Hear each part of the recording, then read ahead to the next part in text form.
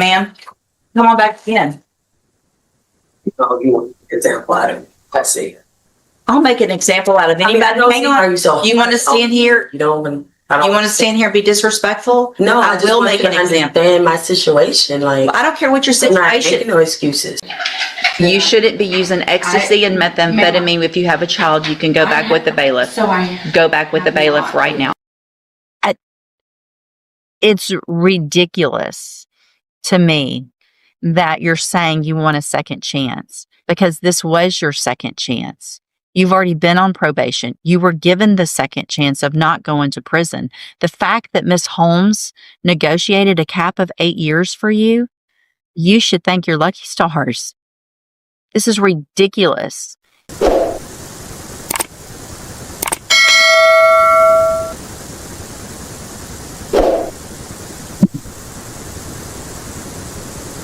Good morning, ma'am. Are you Britney Davis? Yes. And Ms. Davis, did you get someone hired? No. It's kind of expensive, but really expensive. I'm not even working right now. But I went through. Who'd you talk to? The legal aid. I put in an application for legal aid. Okay. It's a place that help you get a lawyer, but they say it could take 6 months to a year. So. Okay. So did you talk to any other lawyers like I told you to? The first 3 that I talked to, wow, I talked to like probably 8 of them. But the lowest there goes like $2,000 to start off. Do you have the names of the lawyers that I asked you to, that you talked to? You asked me that last time. I was on. Right, and then I reset you to talk to them more or get someone hired. So I talked to Renshaw. I can't remember their name. Renshaw? There's one that's brothers. Why wouldn't you write that down and bring it? I wasn't expecting that I had to. So it looks like you weren't what? I wasn't expecting that I had to. So if you're coming, okay.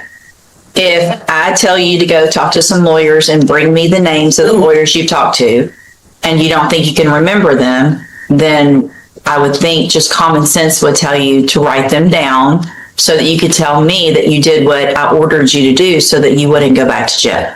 Right? I did do what you ordered me to do. Okay, so I ordered you to bring back the names as well, not just talk to them, but bring back who you talked to so that I know who you talked to and that you're doing what I asked you to do, right? Right? The cheapest ones that I've given you the last time I was here is the main ones that I was looking into. Okay. But when you left last time, I gave you specific instructions. Okay. Right? Right. Okay. So, are you wearing your drug patch? Yes, ma'am. So it looks like bag on.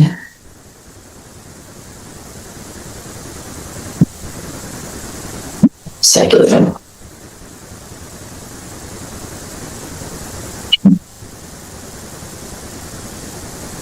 So you tested positive since you've had that drug patch on for methamphetamine. What is that? Yeah. What does that mean? I don't. What with the patch? Mm-hmm. Looks like you tested positive for methamphetamine, and cocaine. Hold on. Let me print it out so I can read it better.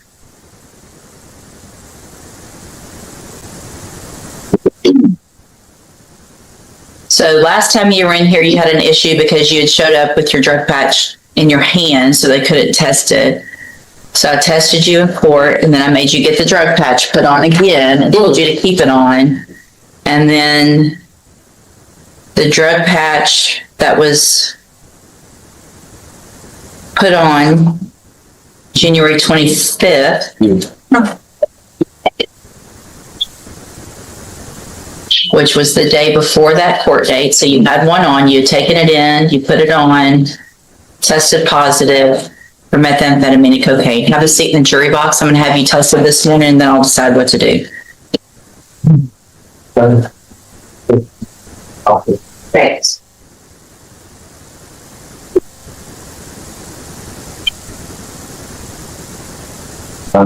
Actually, come on, ma'am. Come on back up here. I know what I'm going to do.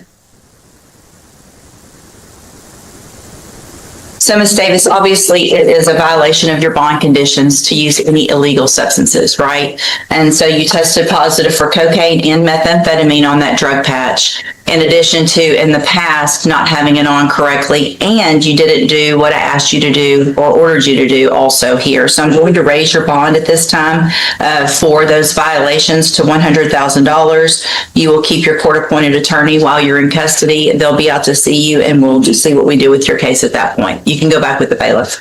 Wow. Ma'am, come on back in. Oh, you want an example out of, let's see. I'll make an example out of anybody. Hang on.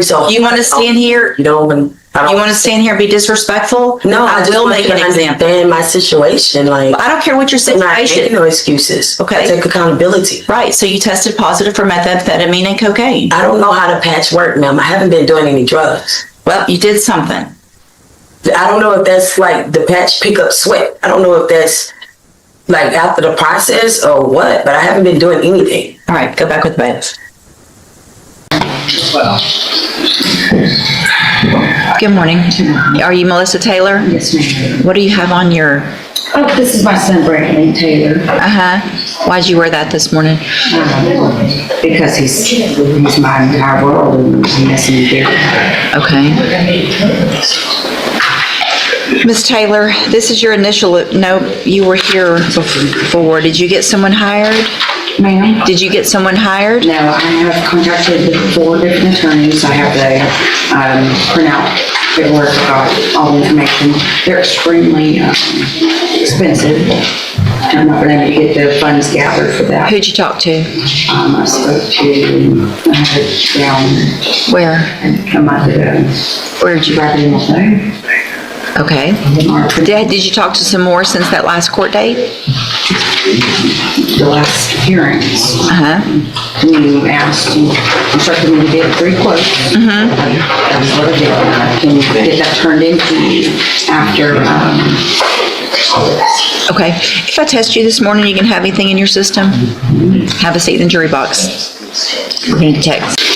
Ms. Taylor, you tested positive for amphetamines, methamphetamines, and ecstasy. And so at this time, I'm going to find that that is a violation, obviously, of your bond conditions, and I'm going to raise your bond in your case to $100,000. Well, let me look at it real quick. I'm going to, let's see. In one of your cases, you're charged with assault on a peace officer, the other credit or debit card abuse. In each of those cases, I'm raising your bond to $100,000 in each case. If you make the bonds in those cases, you are ordered to wear a drug patch at all times, get it tested at the appropriate times, and then we will move forward with your case. can I ask a question, please? Am I about to be arrested? Yes, you're going into custody right now. Okay, I have a child. You shouldn't be using ecstasy and methamphetamine. If you have a child, you can go back with the bailiff. So I Go back with the bailiff right now. Go back with the bailiff.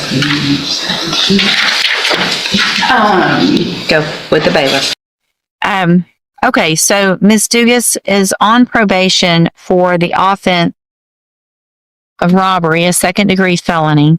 We were previously here, and she entered pleas of true to counts 1 through 12, all of the counts in that motion, second amended motion to revoke unadjudicated probation. I received the updated pre-sentence report as well as a letter from Ms. Dugas. Has everyone had an opportunity to review that? Are there any additions or corrections? None from the defense, Your Honor. No, All right, and this was unagreed, correct? Ms. Holmes, you may proceed. Thank you, Your Honor. I've spoken with Ms. Dugas.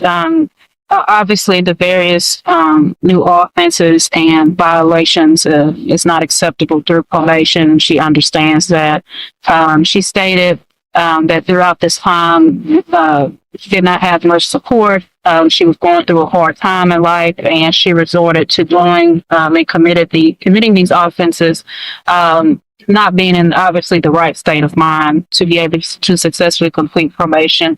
Ultimately, Ms. Dugas is requesting to have the opportunity to be reinstated to complete probation, and she would like to address the court in regards to this as to her plan of how she can successfully complete if given the opportunity. Okay, go ahead. Ms. West. Complete this probation. I know it's going to be extended if you do gratitude. My name is John. I'm saying, At this point, the judge makes it clear that this is not simply another mistake. Ms. Dugas was already on probation for robbery, yet she allegedly committed another robbery while still under supervision. She also failed to report to probation and was accused of possessing a controlled substance and resisting arrest. The judge questions how she can ask for another chance when she had already been given one. kung di magkakaroon tama, yung napit isang luwa. Miss Dugas, you did the exact same thing.